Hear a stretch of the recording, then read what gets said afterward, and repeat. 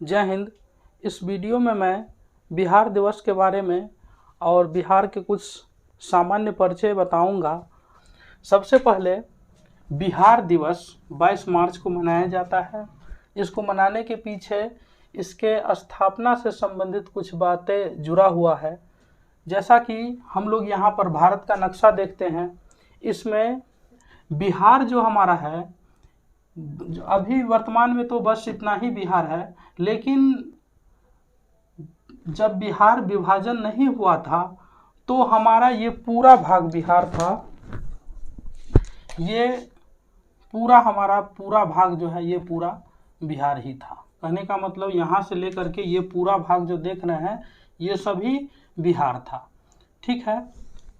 अब अंतर्गत प्राचीन काल में ये आता था मगध महाजनपद के अंतर्गत, और मगध महाजनपद की विस्तार जो है अफगानिस्तान, पाकिस्तान और ये पूरा जितना भारत है इधर वाला सभी जो है मगध महाजनपद के अंतर्गत, इतना जो है मगध महाजनपद का पूरा विस्तार था।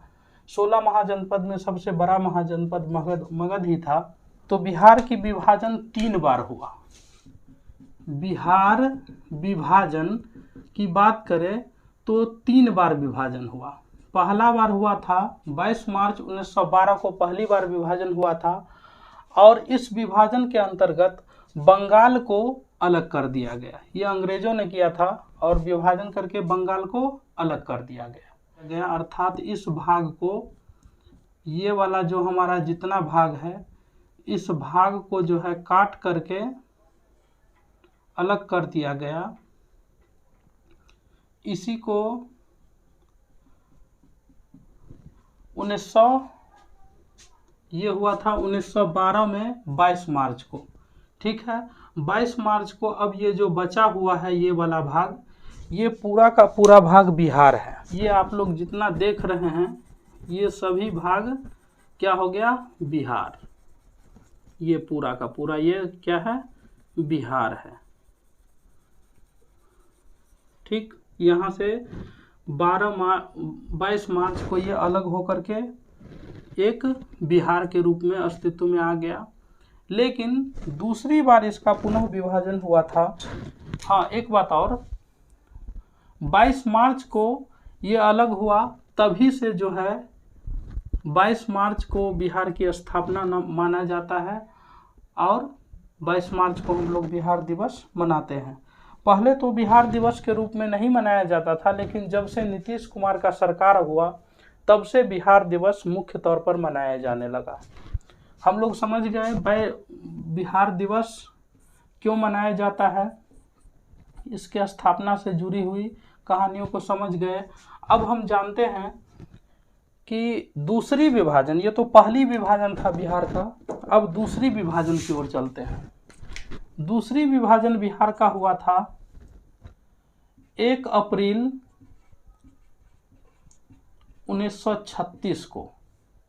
1 अप्रैल 1936 को दूसरा विभाजन हुआ था। इस विभाजन में उड़ीसा अलग हो गया। इस विभाजन में उड़ीसा अलग हो गया। ठीक है, उड़ीसा आप देखते हैं मैप पे, ये वाला भाग इस तरह से जो है कट के ये भाग अलग हो गया। इस तरह से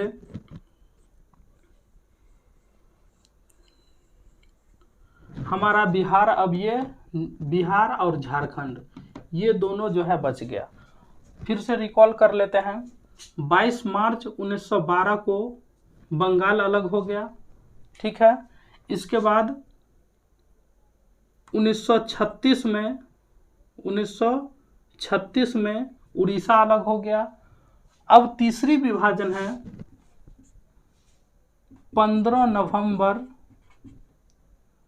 2000।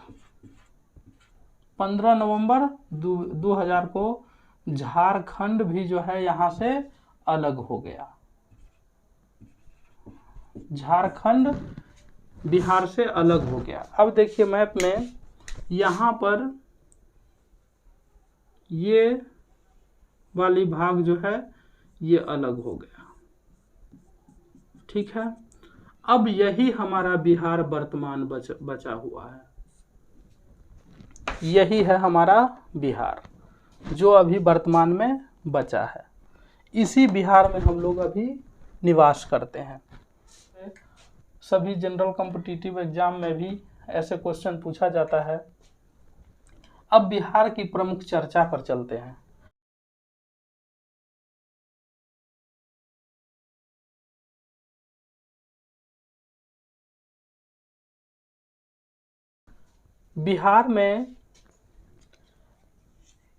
बिहार की कुछ प्रशासनिक दृष्टि को अब हम लोग देख लेते हैं। प्रशासनिक दृष्टि में प्रमंडल 9, जिला 38। पहले बिहार में 37 जिला था। लास्ट जो जिला नया बना था वो अरवल बना था। बिहार का अंतिम जिला जो बना था वो अरवल, उसको मिला करके 38 हो गया, पहले 37 था। तो लास्ट जिला अरवल को याद रखना है।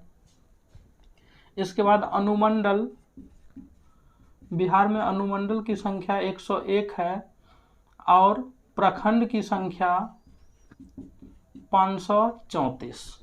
प्रखंड की संख्या 534। प्रमंडल 9, जिला 38, अनुमंडल 101 और प्रखंड 534। बिहार का क्षेत्रफल 94,163 वर्ग किलोमीटर। क्षेत्रफल के दृष्टि से सबसे बड़ा जिला पश्चिम चंपारण तथा सबसे छोटा जिला शिवहर। तथा सबसे छोटा जिला ये बड़ा है और सबसे छोटा शिवहर। क्षेत्रफल के दृष्टि से सबसे बड़ा जिला पश्चिम चंपारण और सबसे छोटा जिला शिवहर। बिहार की जनसंख्या की बात करें तो यहाँ पर जनसंख्या है 10,40,90,000। इसमें पुरुष की जनसंख्या 5,42,48,000 तथा स्त्री की जनसंख्या 4,98,21,000। ये स्त्री की जनसंख्या है, जिसमें सबसे बड़ा जिला बिहार की जनसंख्या की दृष्टि से सबसे बड़ा जिला पटना है तथा सबसे छोटा जिला शेखपुरा है। जनसंख्या की दृष्टि से सबसे छोटा जिला शेखपुरा तथा सबसे बड़ा जिला पटना है। यहाँ पर अगर साक्षरता की बात करें तो बिहार में टोटल साक्षरता है 61.80% और इसमें पुरुष की साक्षरता 71.20 और स्त्री की साक्षरता 51.5। ये साक्षरता हुआ। अब लिंगानुपात की बात करें तो स्त्री पुरुष का लिंगानुपात है, जहां पुरुष की जनसंख्या 1000 है तो स्त्री की 918। इस तरह से लिंगानुपात है। अब चलते हैं बिहार की प्रमुख भाषा पर। बिहार में हिंदी, उर्दू, मैथिली, इसके अलावा मगही इत्यादि भाषा, भोजपुरी इत्यादि भाषा बोली जाती है। तो प्रथम राजकीय भाषा है हिंदी और दूसरा राजकीय भाषा है उर्दू। प्रथम राजकीय भाषा हिंदी और दूसरा राजकीय भाषा उर्दू। बिहार की प्रमुख नदी है गंगा, बागमती, कोसी, कमला, इसके अलावा पुनपुन, फाल्गु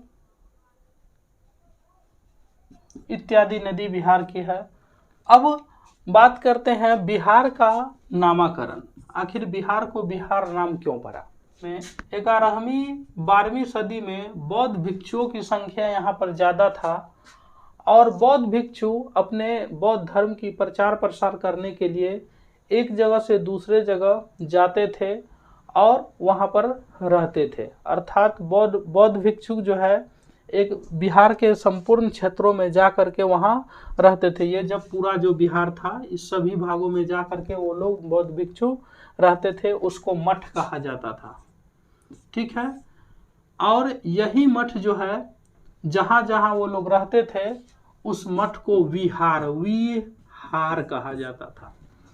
इसी शब्द से जो है बिहार नाम पड़ा, इसी शब्द से बिहार नाम पड़ा है और इस तरह से ये बिहार बना। उम्मीद करता हूँ ये वीडियो आप लोगों को अच्छा लगा हो। धन्यवाद।